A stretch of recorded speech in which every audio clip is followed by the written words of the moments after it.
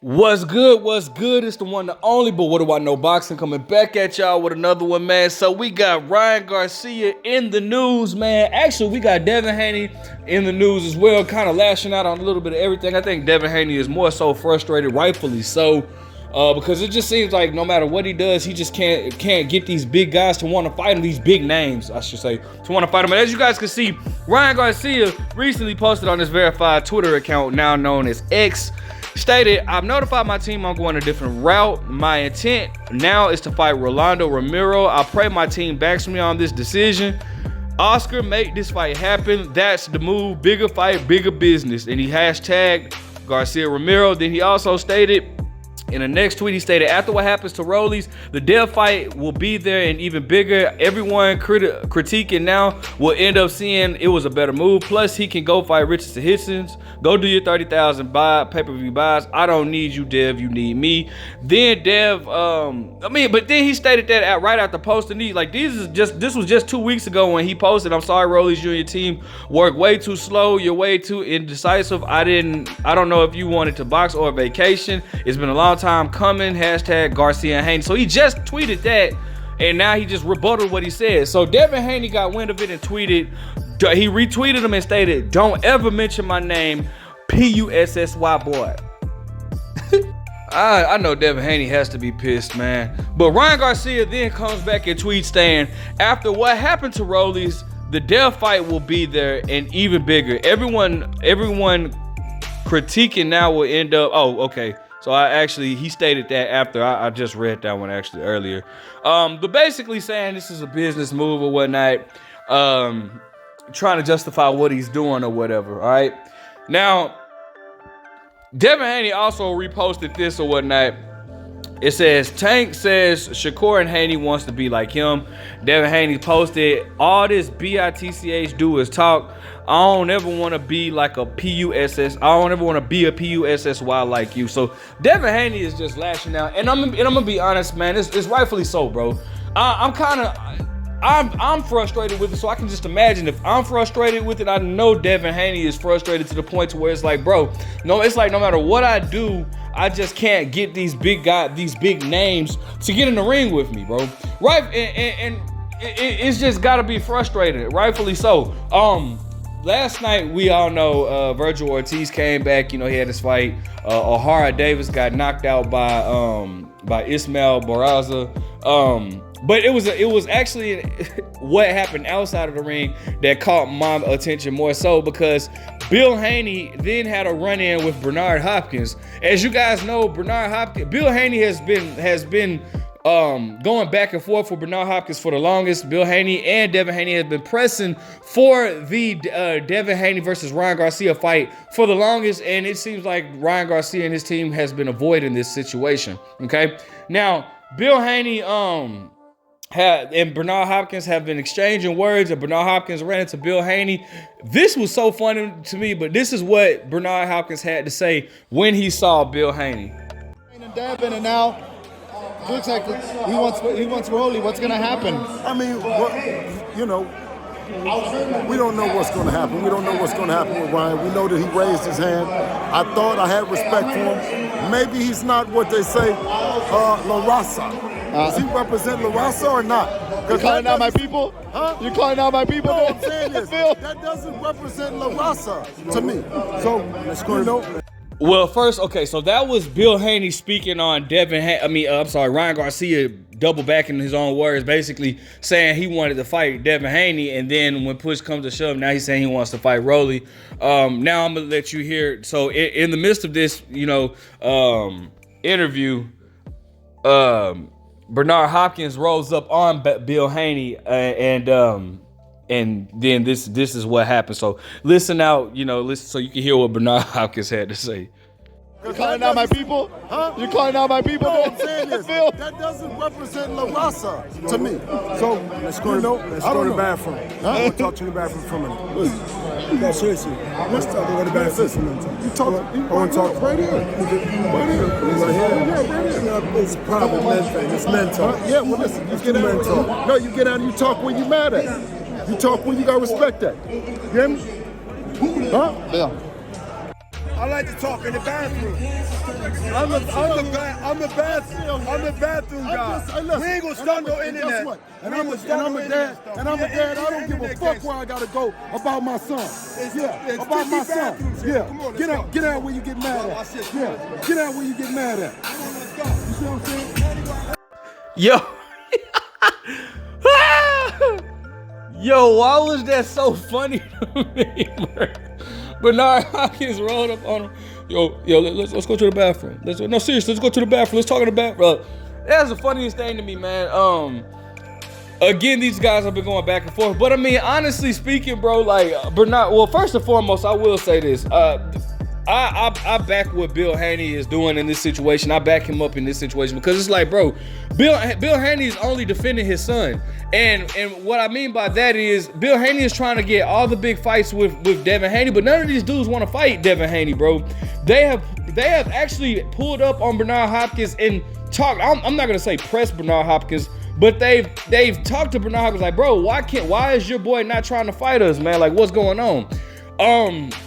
Now I will say this, bro. Like I've like seen documentaries on Bernard Hopkins. I've heard street cats even speak on Bernard Hopkins by saying, like, you know, Bernard Hopkins was always that dude that would rob the robbers. Like, he would go to the dude. He wouldn't rob the little corny dudes that you would see that would go to, like, he wouldn't go rob the little corny weak dudes because he knew that they would go they'll go tell the police. Bernard Hopkins back in the day was the dude to go rob the dudes that didn't that he knew wasn't gonna snitch. Like, he would rob the robbers. And obviously we all know his infamous, you know, he's done prison time. Bill Haney has as well. Bill Haney ain't no punk at all. But the thing about it is, so I'm saying that to say, when I say this, I'm not saying that.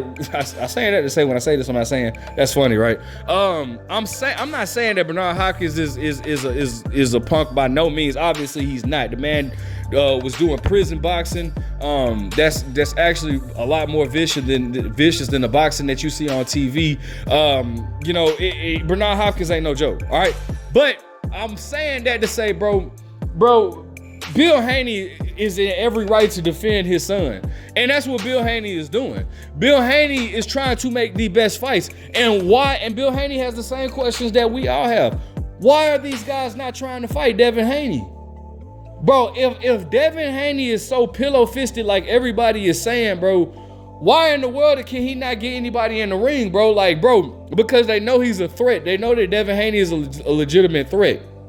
Bro, for the life of me, we could not get Tank versus Devin Haney, bro. And that's the fight that I want more than anything. I want that fight more than anything. I want Tank versus Devin Haney more than I want Ryan Garcia versus Devin Haney, right? Now, as far as what Ryan is doing, it's like, bro, why would you raise your hand if you was gonna go about this another way? If I feel like you had that in your mind the whole time, right? If you would have been like, bro, let me handle business with Rolly and get a belt, and then I'll see then I'll see Devin, I wouldn't believe you, but I would still respect it more, because it's like, bro, I would still respect it, because it's like, I do in a sense understand that, right? I can understand why you're saying that, why you would want to do that.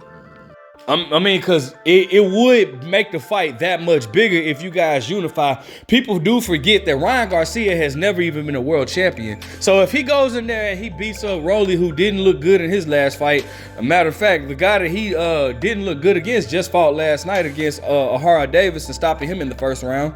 If he didn't, if he beats Rolly, that's a big fight as well. Get that belt, and then fight Devin Haney, to unify. That does make for a big fight. I'm not mad at that, and I understand that, right? I can understand that.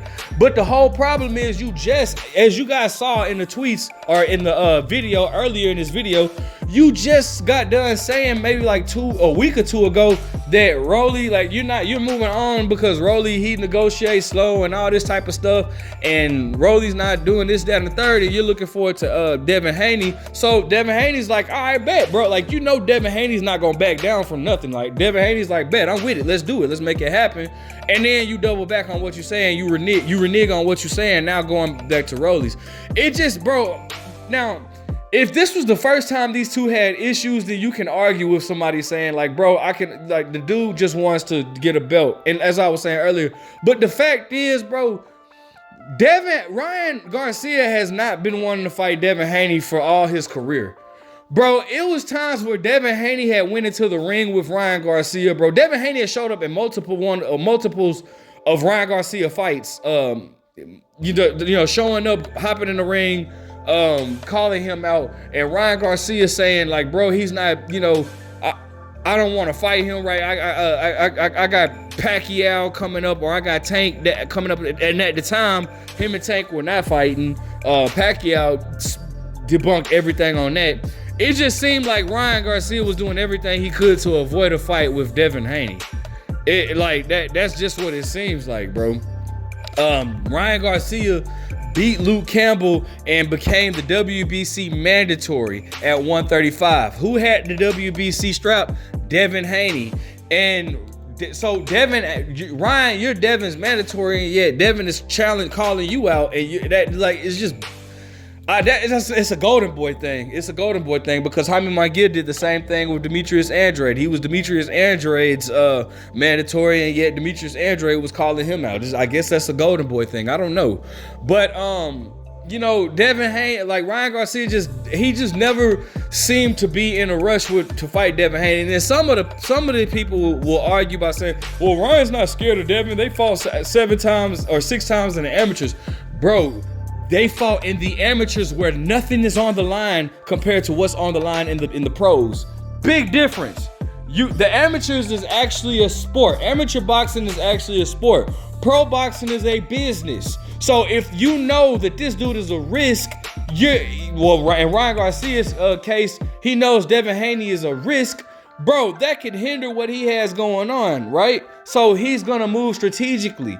That's why it's a difference. So when I say scared, I don't think he's literally afraid of Devin Haney. The guy knows Devin Haney.